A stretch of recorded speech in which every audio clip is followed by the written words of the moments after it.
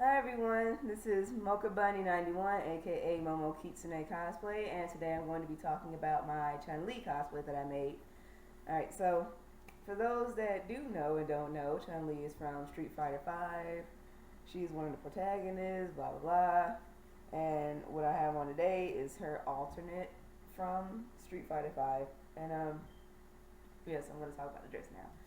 Alright, so the dress was originally a long t-shirt dress. Like, there was a back to this, there was a front, a full front, and there was sleeves. So what I did, I cut the sleeves off at an angle and I cut the back out. And what I ended up doing was folding this along, and I ended up heat bonding this together. And for the neck, I hemmed it so I can give it the halter look, and I had to cut a V line down here. So, you know, in her dress, it has that little cleavage showing.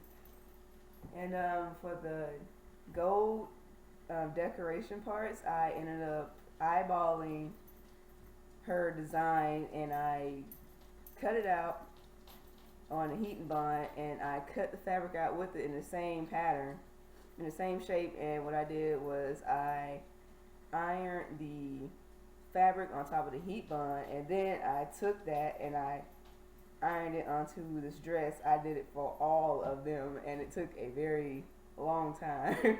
I started on this like back in, I really don't remember. It just took a while. It took maybe about a couple of months because I was going on and off and trying to figure out how I was going to do this, but I did it. So yeah, some of it's starting to peel off a little bit. But yeah, so I did it for this. Now for the strips, I ended up using a long strip of heat and bond. It's the permanent adhesive, I think, or the strong bond. And what I noticed is that I only used one strip. See, there's none on the back, there's only on the front, and it's more flowy as opposed to the one that's on the right. This is a learning process because now I know not to put heat and bond on both sides and put the fabric on top, because now it's like, instead of flowy like on the left side, it's stiff on the right, and it like sticks out a lot, and I do not like that, and I have no idea how to reverse that. So GG on my part. But anyway, I did the same for the bottom of the dress. I eyeballed the pattern, eyeballed her design, and then I cut out the pattern. For that, I drew it, did the same, placed it on the bottom as well as you can see down there. I didn't fully connect it. It's like really closely touching each other, so it'll give that appearance that it is. And for her little Chinese knot, I at first was going to buy the lucky knot, but I was like, I don't feel like spending $10. I spent $2 at Walmart for some string. I tried so hard by looking at the videos on YouTube on how to tie a lucky knot, but it ended up in a huge fail and it fell apart. So I was like, you know what? I'm just gonna loop it together, hot glue it together, and just hope for the best. It came out decent because you can't really tell from a far distance, or unless you look up really close. But here it is. I don't think I plan on redoing this either because I'm lazy. And for her belt, I used craft foam, like the really thin craft foam, and what I did is stack them on top of each other, and then I glued it together with hot glue. I don't know if you can see the, I don't know if you can see the seam right here, but that's where I connected them at. And what I did, I covered this in stretch fabric, but to adhere the stretch fabric to the craft foam, I used contact cement. And I did the same for the circle. What I did was it's like I measured it in a way, or I kind of placed it before where everything's supposed to be at. Now it's kind of falling apart because I did not stick it on all the way properly. But for this, I cut out 2 circles. I used contact cement to glue this side of the circle together, but on this side I used Velcro. I had to use contact cement for that because it was peeling off, and I might have to go back in and do it again. See? And what I did to get this on, I just looped this through the holes and tied a knot and just let it hang. Alright, so now for the bracelets, I'm not really proud of how I made these. These are made out of craft. Sorry. Made out of craft foam, and it's like. Oh, I think the lights. Oops. Well, you can't really see it that well on the camera because the light is blaring here. I would say they're okay, but they could have been done better. I don't really like how the spikes look and how I put an extra layer on it that I shouldn't have, because now you can see like cracks and creases and stuff that do not belong and do not look really appealing. But it was something. At least I had something else to go with the costume, right?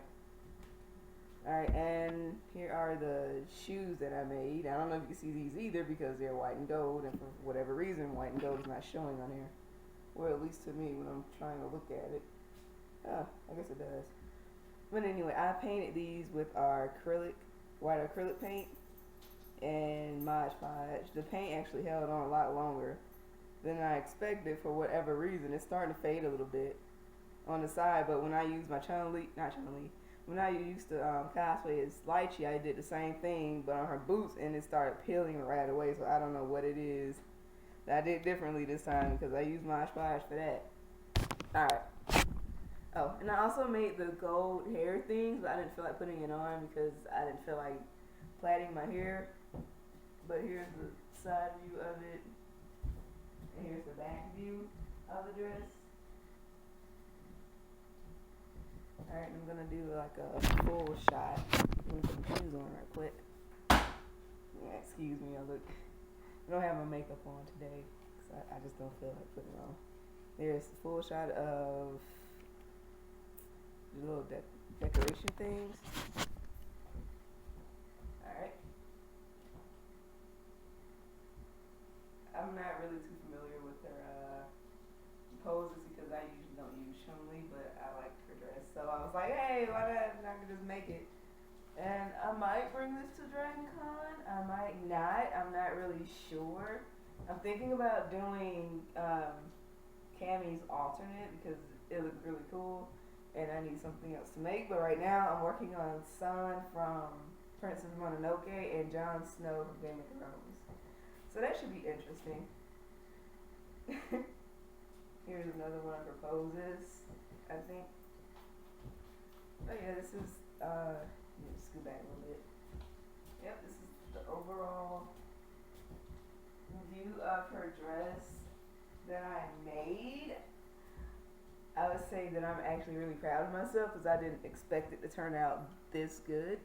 And I even won an award for it for the best craftsmanship at the Southern Fried Gaming. So yeah, hopefully I can get a lot better than this, and this is just like the beginning for me. Maybe I'll be able to make like really interesting costumes as soon as I get a sewing machine. So yeah, I did not have a sewing machine to like do the alterations to it. I hand sewed all of it, so, or at least most of it that needed to be sewed. Anyway, this is Mokomani91, Momo, aka Momo Kitsune Cosplay, and I will see you guys later.